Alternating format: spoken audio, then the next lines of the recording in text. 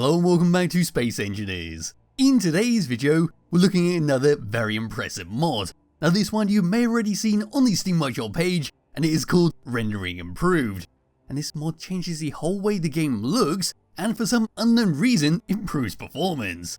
So before we go any further, there will be a lot of flashing lights, there will be a lot of bright lights, so if you are sensitive to that type of thing, please click off this video. So what I got here is the Albatross in front of the Earth-like planet. The sunlight is coming from behind the ship, so we won't be instantly blinded. And this is what we get. So as you can see at the back of the ship, the blocks have become very shiny. They're very reflective of any kind of light source. You can also see these spotlights below there, creating a lovely effect against the dark skybox. And if you were to come up against the ship, against this Gatling gun, what we can see when it moves around is the occasional flash, the occasional pop of light, as it reflects any kind of light source that it catches. She's moving along towards the back and facing it. We can see how the overall image has changed. It becomes a lot more darker. The hydrogen thrusters are a lot more dimmer. They're no longer that bright blinding yellow. Instead, they're a bit more whitish to their look. All around and looking at them, there we go. And you can sort of see the blindiness of the reflection on that block right there. But it's going to get a hell of a lot worse when we have the sunlight against it, which is where we'll go next. So moving over to the next camera, this is with the sun directly on the Albatross, and this is without any kind of reflective skins on this ship. In fact, this is just the default skins on the ship. That's one hell of a lot of effects. We can once again see the shininess of the Gatling guns every time they move away. You sort of get that little pop of light coming off them. But at the back here is what I'm more interested in. She's moving across. Here we go, look at how blinding this is due to all the light. And as we go further behind those unfinished steel blocks, we can see it's getting extremely bright as we get closer and close to it. It's almost like a light source. And there we go, just moving around towards the back there, we can see our dim hydrogen thrusters. We can see how well those spotlights are working against the dark skybox. And every time we move around, every time the sun catches onto those unfinished steel blocks, get a blinding shot of light coming across. Now what we can do is move across to another one, and this one is going to be looking directly at the sun. So what you can probably notice is compared to the default sun, this one is almost blinding bright blue, creating a more white effect all the way around it. In fact, it looks like there's proper sun rays coming off this compared to the default game. We can just about make out the Mars-like planet there just catching a little bit of the sun, as well as the alien planet in the bottom left. Although you probably won't be able to see the Mars-like planet, because that's going to be the way I'm splitting the screen. But you can see the asteroids on the top left and the bottom left just catching a bit of light, and that's one hell of a blinding light. If I was to just come into a third person view and look around it, that is the astronaut against the light, and just turning him all the way around, you can just see how shiny that all is. But now we can move over to this one. This is on the Earth-like planet, where we're just standing in the field looking at the mountainside. What you can notice straight away is that the colour is sort of gone. We've gone to a more washed out look, compared to the more cartoony look we usually have. You can see the grass all the way around us almost becoming sort of white, and the mountains in the distance have lost that yellowy effect, but it doesn't look too different at the end of the day.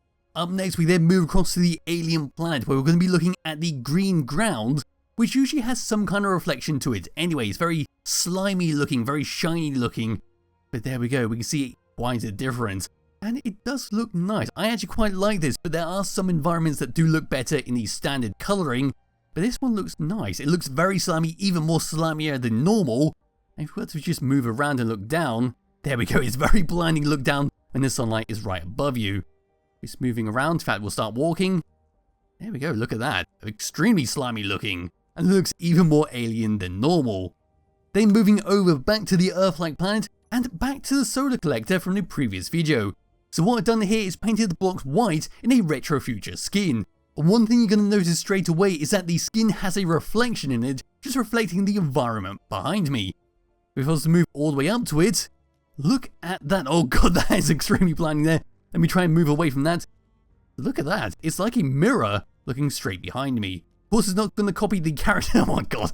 Of course it's not going to copy the character or any kind of structures behind you, but that might be just because of the settings I am using. Now onto this one. This one is inside the pyramid, and as you can see, as the light is slowly fading away and we're left in darkness, we once again have a lot of shininess. It's very much the effect that you have on Windows when you have a bright colourful skybox. But we can see how the lights on the control panel on those batteries are just popping out there. We can see a sort of light coming off the batteries, but it's not too bright compared to the control panel, and you can see on the left hand side the control panel or the timer block as well, causing a lot of light.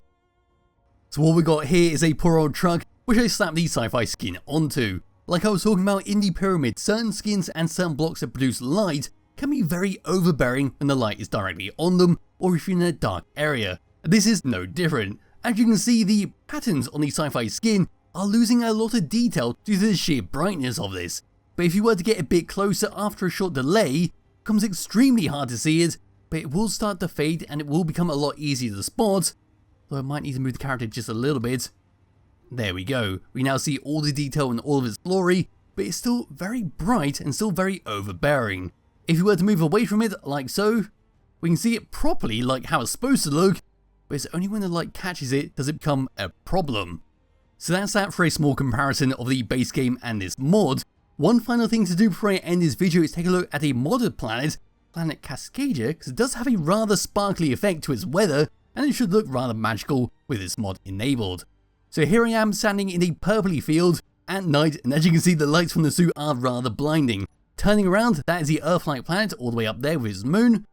And it's time to find the weather effects and start activating it. And there we go, look at that, that's even better. It's like glitter raising up from the ground, going up to the sky. That's a little bit blinding. I wouldn't really want to use this in a long gameplay because it would hurt your eyes at the end, but look at that.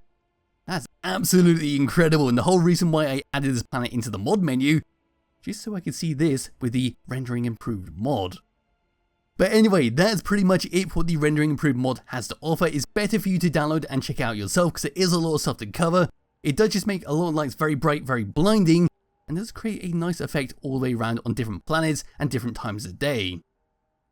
So there'll be a link to it in the description below if you do wish to download and play around with it yourself. Highly recommend you do, and I'll be back with another video some point soon. Bye bye.